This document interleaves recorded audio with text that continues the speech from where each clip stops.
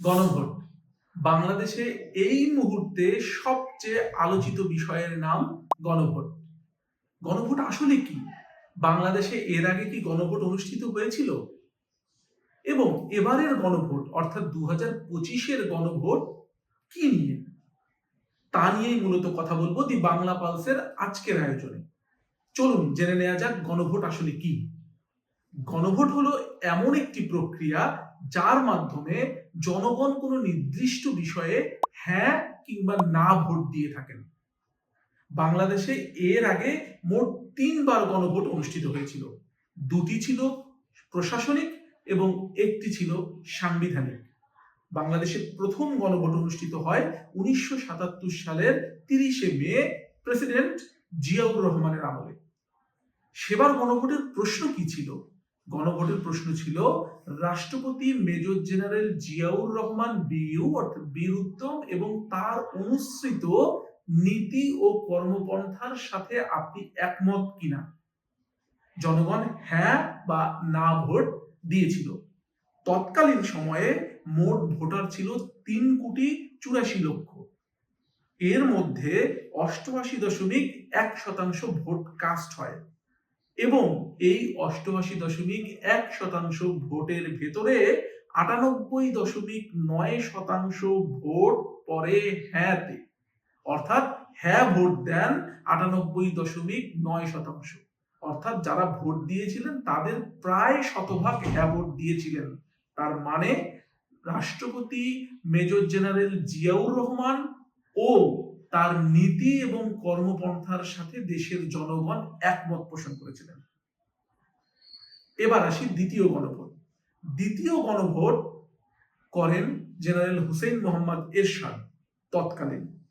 তিনি 1985 সালের 21শে মার্চ এই গণভোট দেন, অর্থাৎ ওনার শাসনামলের প্রায় মাঝামাঝি সময়ে এই গণভোটের আয়োজন করেন। প্রায় একই রকম প্রশ্ন ছিল, অর্থাৎ জেনারেল হুসেইন মোহাম্মদ এরশাদের শাসন ব্যবস্থা এবং নীতির সাথে জনগণ একমত কিনা। সেই সময়ে মোট ভোট পড়েছিল 72.2%। এর মধ্যে হ্যাঁ ভোট পড়েছিল 94.5%। মানে যারা ভোট দিয়েছিলেন তার প্রায় 95% মানুষ জেনারেল এরশাদের শাসন এবং তার কর্মপন্থা এবং নীতির সাথে একমত ছিলেন। এটি ছিল বাংলাদেশের দ্বিতীয় গণভোট। এর পরে তৃতীয় যে গণভোট বাংলাদেশে অনুষ্ঠিত হয়েছিল সেটি মূলত ছিল সাংবিধানিক গণভোট। অর্থাৎ বাংলাদেশ স্বাধীন হবার পর থেকে 16 বছর রাষ্ট্রপতি শাসিত সরকার ব্যবস্থা ছিল এবং সেখান থেকে বেরিয়ে এসে প্রধানমন্ত্রী শাসিত অর্থাৎ সংসদীয় গণতন্ত্রে বাংলাদেশ ফিরবে কিনা সেই নিয়ে গণভোট অনুষ্ঠিত হয়েছিল। সেই গণভোট অনুষ্ঠিত হয়েছিল এরশাদ সরকারের পতনের পরে, অর্থাৎ 1990 সালের 6ই ডিসেম্বর এরশাদ পদত্যাগ করেন এবং 1991 সালের 6ই আগস্ট সংসদে এই বিল পাশ হয়। আর গণভোট অর্থাৎ তৃতীয় গণভোট অনুষ্ঠিত হয় 1991 সালের 15ই সেপ্টেম্বর। সেখানে ভোটের হার অনেক কম ছিল, অর্থাৎ 95.2% মানুষ সেই ভোট দিয়েছিলেন এবং যারা ভোট দিয়েছিলেন তার 84.38% ভোটার হ্যাঁ ভোট দিয়েছিলেন। অর্থাৎ বাংলাদেশের মানুষজন সেই সময় রাষ্ট্রপতি শাসিত সরকার ব্যবস্থা থেকে বেরিয়ে এসে সংসদীয় প্রজাতন্ত্রকে সমর্থন করেছিলেন। এই ছিল বাংলাদেশের 3টি গণভোটের অবস্থা। চলুন এবার জেনে নেওয়া যাক 2025-এ এসে আজকে এই গণভোটের ব্যাপারটা কি আসলে। এবার গণভোটের প্রশ্ন কি সেটা নিয়ে আগে কথা বলা যাক। এবার গণভোটে দুটি প্রশ্ন থাকছে। এই দুটি প্রশ্ন কি?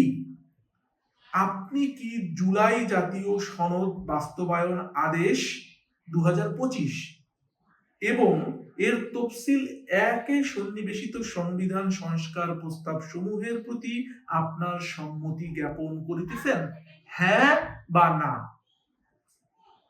অর্থাৎ 2025 কিংবা 26-এর জাতীয় নির্বাচনের সময় যে গণভোটের কথা বলা হচ্ছে, সেখানে জনগণকে দুটি বিষয়ে ভোট প্রদান করতে হবে। একটি হলো জুলাই জাতীয় সনদ বাস্তবায়ন আদেশ 2025-এর সাথে সম্মতি জ্ঞাপন করেন কিনা, এবং জুলাই জাতীয় সনদের যে তফসিল 1-এ বর্ণিত বিষয়াদি রয়েছে তার সাথে তারা সম্মতি জ্ঞাপন করেন কিনা। এবার আসুন, বিগত দিনের প্রশ্নগুলো যেমন খুব সহজ ছিল, রাষ্ট্রপতি জিয়াউর রহমানের নীতি এবং কর্মপন্থার সাথে একমত কিনা, কিংবা হুসেইন মোহাম্মদ এরশাদের নীতি এবং কর্মপন্থা এবং শাসন ব্যবস্থার সাথে একমত কিনা, অথবা রাষ্ট্রপতি শাসিত সরকার ব্যবস্থা থেকে আমরা প্রধানমন্ত্রী শাসিত সরকার ব্যবস্থা কিংবা সংসদীয় প্রজাতন্ত্রে চলে আসব কিনা, তার ব্যাপারে গণভোট হ্যাঁ কিংবা না। সেটি যেমন খুব সহজ ছিল, এবারের গণভোটের টপিকটা কিন্তু খুব একটা সহজ নয়। অর্থাৎ জুলাই জাতীয় সনদ বাস্তবায়ন এবং তার তফসিল 1-এ বর্ণিত প্রস্তাবনা সমূহের সঙ্গে সম্মতি জ্ঞাপন করিতেছেন কিনা। তাহলে সঙ্গত কারণেই প্রশ্ন এসে যায়, জুলাই জাতীয় সনদে আসলে কি আছে। সঙ্গে আরো একটি প্রশ্ন, এর তফসিল 1-এ বর্ণিত প্রস্তাব সমূহ আসলে কি কি। একজন সাধারণ জনগণ কি জুলাই জাতীয় সনদ পড়ে দেখেছেন? সাধারণ জনগণ কি জানেন জুলাই জাতীয় সনদের তফসিল 1-এ কি কি বিষয়ের বর্ণনা রয়েছে, কি কি প্রস্তাবনা রয়েছে? সেই সব বিষয় নিয়ে পরবর্তী ভিডিওতে কথা বলবো দি বাংলা পালসের পরবর্তী আয়োজনে। যারা নতুন যুক্ত হচ্ছেন, সাবস্ক্রাইব করুন, কমেন্ট করুন, শেয়ার করুন, মতামত জানিয়ে দিন। ধন্যবাদ সবাইকে।